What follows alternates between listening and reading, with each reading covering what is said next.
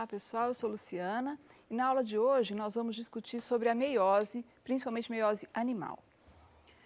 Antes de nós falarmos de meiose propriamente dita, a gente precisa resgatar alguns conceitos importantes. Um deles é o conceito de grau de ploidia.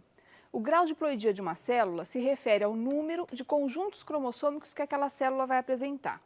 Então, uma célula haploide, N, ela vai apresentar um conjunto de cromossomos. Uma célula diploide, 2N, ela vai apresentar dois conjuntos de cromossomos. Ou seja, numa célula diploide, os cromossomos vão aparecer em pares, como nessa célula que a gente está vendo aqui. Então, aqui nós temos dois cromossomos azuis e dois cromossomos em rosa, né? Diferente daquilo que nós víamos na situação da célula haploide. Outro conceito importante é o conceito de valor C. O que é valor C? É o conteúdo de DNA presente em um complemento haploide. Geralmente, o valor C ele é expresso em picogramas, a gente tem aí alguma coisa que expressa a massa. Mas para a gente, na aula de hoje, não vai importar o valor em picogramas. O que vai importar aqui para a gente é saber quantos valores C cada célula que nós estivermos estudando vai apresentar. De tal maneira que uma célula, então, haploide, que tem um complemento de cromossomos, vai apresentar um valor C. Então, uma célula haploide é 1C. Uma célula diploide em G1 é 2C. Uma célula diploide em G2, ou seja, ela já passou pela replicação de todo o seu DNA, ela vai dobrar o conteúdo de DNA que ela tinha. Se ela tinha 2C em G1, agora em G2 ela vai ter 4C e é uma célula como essa aqui. Cada cromossomo agora vai ter duas cromátides, por isso que a gente vê o dobro aí de valor C em relação à célula que estava em G1. Muito bem, dito isso, agora a gente pode começar a focar em meiose mesmo. Na meiose de organismos animais, né, na verdade, em organismos animais, em que células que vão sofrer meiose e para que elas vão sofrer meiose? Então, vamos lá. No animal, são células da linhagem germinativa que vão sofrer meiose e a função dessa meiose é gerar gametas. Se nós estivermos pensando, então, num organismo animal do sexo masculino, nós vamos ver que o que vai acontecer é o seguinte, lá no testículo, algumas células chamadas de espermatogônias vão se diferenciar originando espermatócitos 1 ou espermatócitos primários. Nessa etapa de diferenciação vai acontecer também a replicação do DNA que está contido aí nessa célula, tá? De tal maneira que a espermatogônia vai ser uma célula diploide característica, então 2N, 2C, mas o espermatócito 1 vai ser 2N, 4C, seguindo então aqueles conceitos que nós acabamos de introduzir para vocês. Então, esse é o espermatócito 1. É essa célula, esse espermatócito 1, que vai entrar em meiose, tá? Ele entra em meiose e vocês sabem que a meiose é, na verdade, duas divisões celulares consecutivas, a meiose 1 e a meiose 2. Da meiose 1 vão sair dois espermatócitos 2, ou espermatócitos secundários. Esses espermatócitos 2 vão entrar em meiose 2 e vão originar 4 espermátides, tá? Essas espermátides, por sua vez, vão sofrer diferenciação, originando o gameta, espermatozoide, que vai ser uma célula, como vocês sabem, uma célula haploide, então N tem 1C, né, que é uma célula como essa daqui. Se nós estivermos falando agora de um organismo animal feminino, nós não vamos ter espermatogônia, mas nós vamos ter uma célula análoga, né, que é a ovogônia. Em vez de espermatócito 1, nós vamos ter ovócito 1, e em vez de espermatócito 2, ovócito 2, e esse ovócito 2 é que vai dar origem aos gametas femininos. Vocês perceberam nesse slide que eu coloquei a ploidia e o valor C dessa célula e do gameta, mas não coloquei a ploidia dessa célula intermediária aqui, daquela célula que sai de meiose 1. E isso foi proposital, para que vocês acompanhem a aula pensando em responder essa pergunta: qual é o valor C e a ploidia dessas células que saem da meiose 1. Para que vocês respondam essa questão, nós vamos descrever agora exatamente o que é a meiose 1 e o que é a meiose 2. Cada uma dessas meioses vai ser subdividida em fases, cada uma delas vai ter prófase, metáfase, anáfase, telófase e citocinese, tá? E aí, se a gente quiser se referir especificamente à prófase que está acontecendo aqui, a gente chama de prófase 1. Né? Se eu quiser falar da metáfase dessa meiose, eu falo em metáfase 1. Se eu quiser falar da meiose 2, eu posso acrescentar o 2 ao lado de cada nome dessas fases. Vocês sabem também que a prófase 1 é uma fase bastante longa, né, que é composta aí por várias subfases, e essas subfases são leptóteno, zigóteno, paquíteno, diplóteno e diacinese, que certamente vocês decoraram com alguma musiquinha lá no ensino médio. Vamos passar então agora a descrição dessa prófase 1, iniciando aí a caracterização da primeira subfase, que é leptóteno. Então vamos ver o que acontece no leptóteno. Aqui eu repeti aquela célula que estava entrando em leptóteno, né? Ela ainda não está em leptóteno, para comparar com essa célula que já entrou em leptóteno. Qual é a diferença que a gente nota aqui? A principal diferença é a compactação dos cromossomos. Aqui eles são bem mais compactados e aqui a cromatina ainda era interfásica, né? Então, a compactação dos cromossomos a gente vê nitidamente acontecendo aqui. E nesse esquema, a gente percebe também que os centrossomos que foram duplicados lá no finalzinho da intérfase, né, que antecedeu esse processo, eles já começam a se separar. Então, para fazer uma listinha de características aí de leptóteno, a gente apresenta esse slide. Então, no leptóteno, inicia a condensação dos cromossomos, inicia a migração dos centrossomos. E aqui outra característica bastante interessante é que os telômeros dos cromossomos, eles vão se associar ao envoltório nuclear. A segunda fase que nós temos que descrever nesse momento é o zigóteno. O que vai acontecer no zigóteno? O que caracteriza o zigóteno? Bom, em relação à compactação do DNA, a gente vê um avanço de leptóteno para zigóteno. O grau de compactação aqui é maior do que o que a gente tinha em leptóteno. Em relação aos centrossomos, eles estão mais afastados do que estavam em leptóteno. Mas a principal característica mesmo do zigóteno é essa aqui. É o início do emparelhamento dos cromossomos homólogos. Esse emparelhamento é esse que nós estamos vendo aqui nessa região do nosso slide. Em azul nós temos um cromossomo homólogo, um dos cromossomos, né, com duas cromátides. Em vermelho, seu cromossomo homólogo com duas cromátides também. E nós estamos vendo aí o emparelhamento entre eles, e esse emparelhamento ele é estabilizado por um complexo proteico, que forma como se fosse uma cola aí entre os cromossomos homólogos. Esse complexo proteico é chamado de complexo sinaptonêmico, porque está fazendo uma sinapse entre esses cromossomos. Normalmente, o complexo sinaptonêmico vai começar acontecendo naquela região de telômero que está associada ao envoltório nuclear. Aqui a gente vê um menor aumento dessa imagem, então aqui a gente vê o envoltório nuclear, né, o núcleo, e aqui o citoplasma. E nós percebemos mesmo o complexo sinaptonêmico se formando aqui nessa região mais próxima do envoltório nuclear. Tá? Aqui nós temos um cromossomo, aqui o seu homólogo e entre eles o complexo sinaptonêmico. Então, vai acontecer o emparelhamento preferencialmente aí nas regiões de telômero, e aí esse emparelhamento vai seguindo em direção ao final dos cromossomos, né? E vai se formar, então, aqui alguma coisa que parece um zíper. Conforme essa célula vai avançando na fase de divisão, esse complexo sinaptonêmico vai juntando esses cromossomos que ainda estavam desemparelhados, fechando como se fosse um zíper aqui entre eles. Quando esses cromossomos homólogos estão inteiramente emparelhados, aí nós já definimos a próxima fase, que é a fase de paquíteno. Tá? Então, os cromossomos são inteiramente emparelhados, formando estruturas como essa aqui do nosso slide. Aqui nós estamos vendo 4 cromátides, 2 de cada cromossomo. Então, nós estamos vendo em azul as 2 cromátides desse cromossomo, em rosa as 2 cromátides do seu cromossomo homólogo. Essa estrutura nós chamamos, então, de tétrade, porque ela tem 4 cromátides, ou de bivalente, porque ela tem 2 cromossomos. Tá? Tanto faz, são sinônimos, tétrade ou bivalente. Nós temos que lembrar nesse momento aqui que entre as cromátides irmãs existem coesinas, que fazem aí a coesão das cromátides irmãs. Entre os cromossomos homólogos existe o complexo sinaptonêmico, que nós estamos vendo aqui em microscopia eletrônica. Então, aqui tem o complexo sinaptonêmico, aqui um cromossomo, uma cromátide e a outra, aqui o outro cromossomo com as 2 cromátides. Num esquema mais tridimensional, a gente veria essa estrutura aqui. Então, aqui uma cromátide, coesina aqui, outra cromátide. Embaixo, o cromossomo homólogo ao azul, né? O cromossomo tem 2 cromátides também, unidas por coesinas. E aqui na região central, o complexo sinaptonêmico. Vale a gente fazer um breve comentário aqui nesse momento. Quando a gente esquematiza o emparelhamento dos cromossomos homólogos na lousa, por exemplo, para os alunos, geralmente a gente coloca o emparelhamento acontecendo assim. Então, os meus dedos seriam cromátides, né? Então cada mão teria um cromossomo, e a gente desenha na lousa como se o complexo sinaptonêmico estivesse acontecendo assim. Na verdade, isso está errado. Tá? O complexo sinaptonêmico vai juntar as cromátides dessa maneira. junta as 4 cromátides, né? Formando exatamente essa estrutura que nós estamos vendo aqui.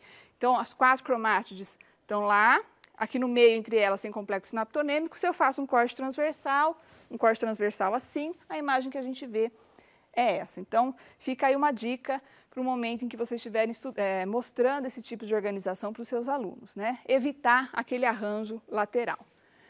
Muito bem, então como que a gente pode fazer uma listinha de características do paquíteno? No paquíteno, os cromossomos homólogos estão totalmente emparelhados, os centrossomos estão em polos opostos, a condensação dos cromossomos é maior do que aquela que acontecia em zigóteno, e esse emparelhamento total aqui dos cromossomos vai favorecer a ocorrência de um evento muito importante, que é o evento chamado permuta, ou crossing over, ou recombinação. A permuta ela pode acontecer entre quaisquer das 4 cromátides que estão aí compondo a tétrade, tá? Inclusive, em diferentes pontos de um bivalente, a gente pode ter troca, permuta, entre diferentes cromátides, como nós estamos vendo aqui.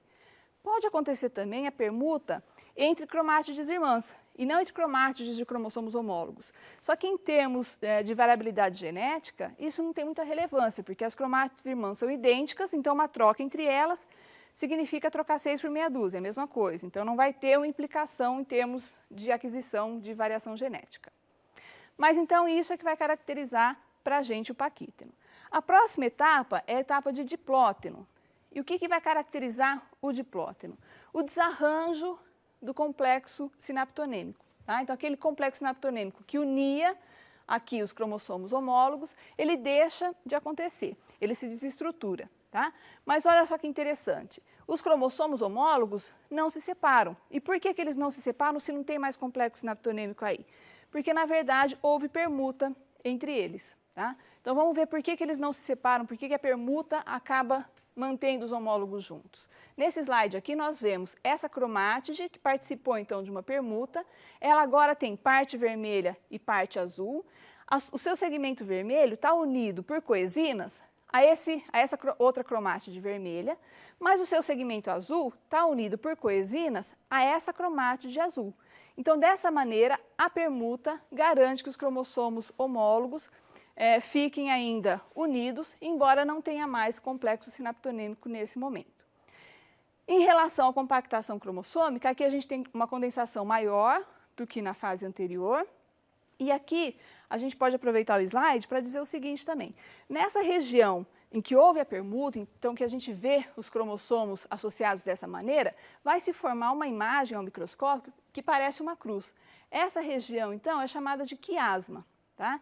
Nesse cromossomo bivalente, né, nessa estrutura bivalente, nós vemos um quiasma aqui e outro quiasma aqui. Então, o cromossomo está ligado ao outro por 2 quiasmas. Nessa estrutura, nós vemos uma região de quiasma só, então só houve uma permuta aqui. Mas podem existir várias regiões aí de quiasma ao longo do parzinho de cromossomos. Aqui nós vemos 3 regiões aí, de quiasma. Esse é o diplóteno. O que vai acontecer agora na fase seguinte, que é a diacinese? O que caracteriza a fase seguinte? A fase de diacinese, ela é caracterizada principalmente pela desorganização do envoltório nuclear. Então, nós vemos aqui o envoltório todo fragmentado, né? Assim que acontece a desorganização do envoltório nuclear, os microtúbulos cinetocóricos conseguem acessar aquelas regiões centroméricas, as placas cinetocóricas desses cromossomos. E aí, então, vai acontecer agora uma tensão nesses cromossomos. Esses microtúbulos conseguem agora arrastar esses cromossomos aí para um lado e para outro. Então, vai acontecer, inclusive, uma força de tração para cá, uma força de tração para lá. Essa força vai fazer com que os quiasmas, que antes estavam lá localizados bem na região da permuta, vou voltar o slide para vocês observarem. Opa, desculpa. Aqui, olha, a permuta estava acontecendo aqui, é bem a região onde a gente tinha o quiasma. Agora, na diacinese, a permuta aconteceu aqui, ó, nesse ponto.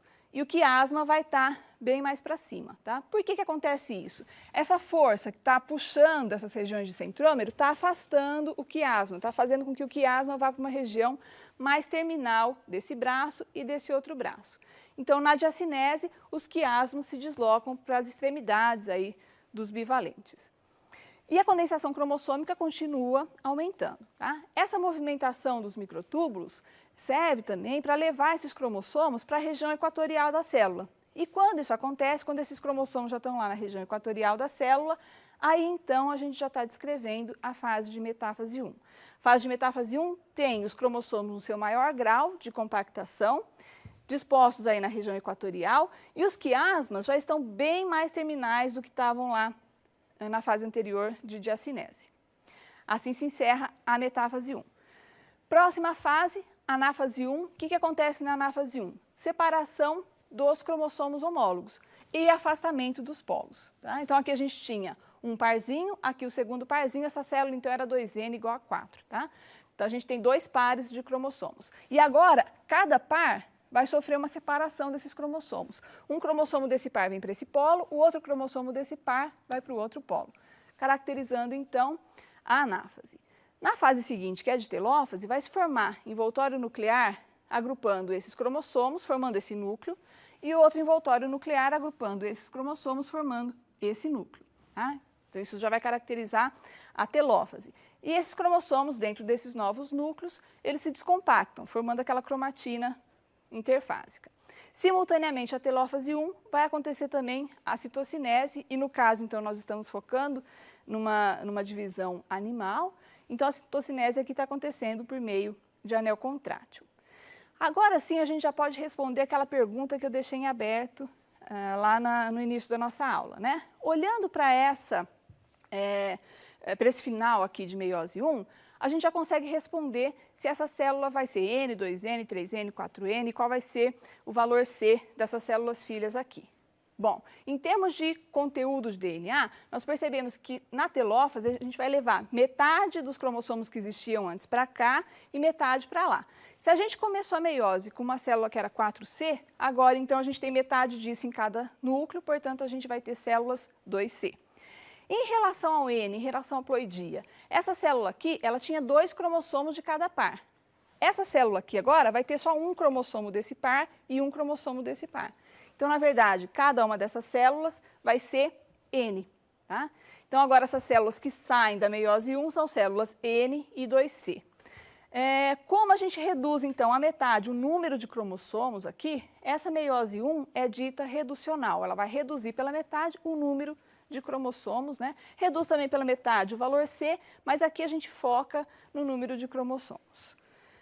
Muito bem, agora a gente pode descrever a meiose 2. Então, as células que acabam de sair de meiose 1, elas passam por um curto período de intercinese.